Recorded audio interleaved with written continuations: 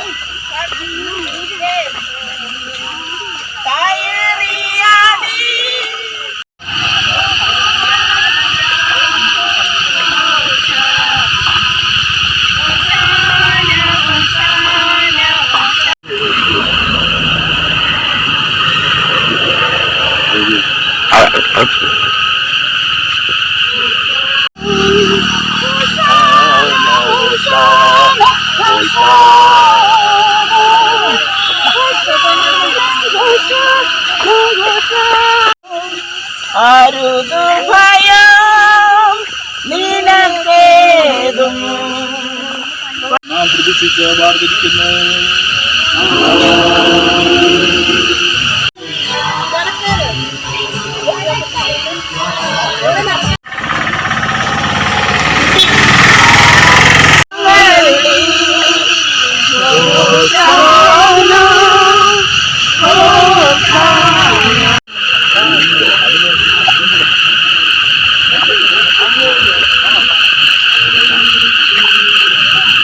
നിരവധി വിശ്വാസികൾ ചടങ്ങുകളിൽ പങ്കെടുത്തു.